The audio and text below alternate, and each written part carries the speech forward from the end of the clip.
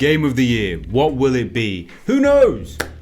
We know. We're gonna figure that out. What do you think? This is what I think. 2025 has been a crazy year for games, in my opinion. It hasn't been this good since 2018. I said that in my other video, this one. So I've been saying this for the past at least week.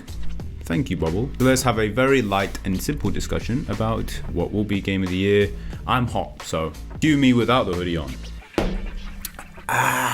Decisions. Made me feel sick. Prepare for 6 minutes of yap. Ghost of Yotei 2 is strong competition. I can't even deny it. This has to be the winner, right? It can't be anything else. Only 62 hours in this game. That's crazy. I think the biggest two contenders are Silksong. I don't think they're gonna win. I just don't.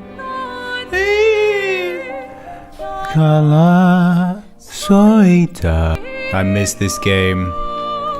Come on. For Silksong to win Game of the Year, if it does, that is just as much bullshit when Astrobot won. It just isn't. It doesn't make any sense. Option 1.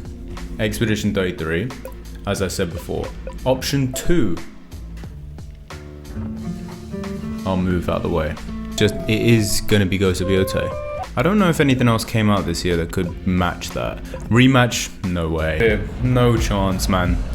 Oh, absolutely no chance. This game, great game, didn't even beat it. I've got 1 hour in the game. So, is that enough to say it's not? No. It's just, this just won't win just out of... why won't this game win? I don't know.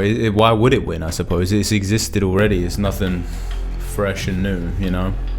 I can't see why it would. I can't see a world where it makes sense, right? This game, this has the closest potential to take Expedition 33 off of the leaderboard, but I can't see that being the case. However, look, I'm 50% of the way through only, and I've got 49 hours in. This game's bigger, but I did pay 30 extra bucks than I did for Expedition, and Expedition has way more impact, right?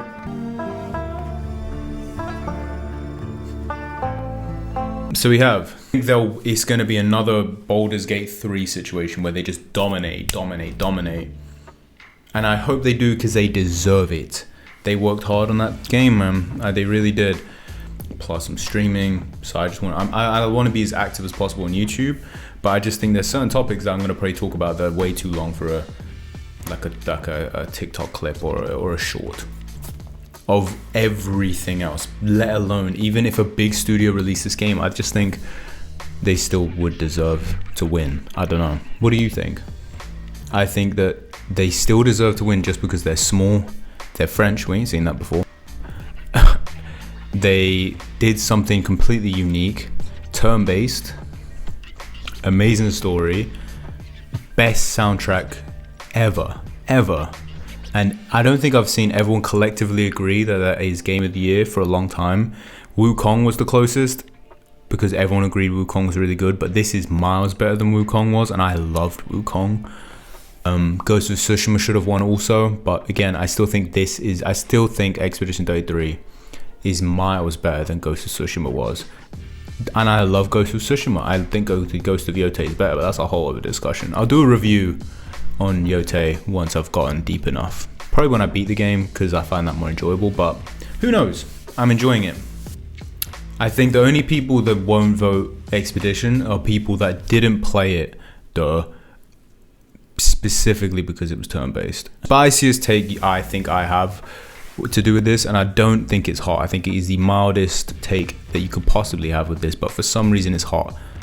Turn-based games are the best way to have the most compelling and deep and lovable story. I think turn-based allows the games or majority of the time to be put into the story. That's why Final Fantasy's been so successful for so long. That's like every banger is turn-based. Pokemon, turn-based. Yeah, okay, Pokemon's not got the best story in the world, but still, it's pretty decent on the base level, you know, until they fucked it up. We've got Expedition 33, obviously, amazing story. Final Fantasy, all of them, but 7 alone, Rebirth. It's like doing turn-based games allows breathing room for the story to have time, because you're taking your time with the battles and stuff. You don't feel pressured to rush to the next boss or whatever. Like Wukong has an amazing story, and the combat just makes it more fun. But in terms of like, you know, movie level storytelling, if Wukong was put into a movie, and I mean, it's a bit of an unfair advantage because Wukong is literally a 2,000-year-old story. The Wukong story could have been as a movie, and Expedition as a movie. Expedition is so much more compelling, even though that's got 2,000 years behind it. Whatever. I say 2,000, that's very, you know, off the top. I don't really know. I can't remember. Probably not. But does that make sense? Apparently, Nier Automata has a good soundtrack too, and I've been told to play that a lot. Astrobot won last year. Like, what? People genuinely will say they don't like turn-based, but then you say, oh, do you like Pokemon? And they'll say yes. Expedition did turn-based and then made it better. That has a better turn-based system is SH.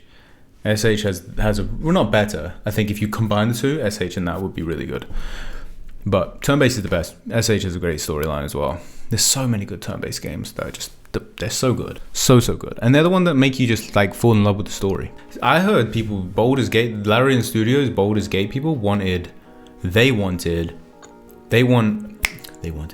that bash. What's that game called? Vanish Me Now. There we go. There's 2 videos here. One is the first episode of Meme World Tour, and the other is the first of Ghost of Tsushima. That's a very, very good video. I like that one. Go watch that one.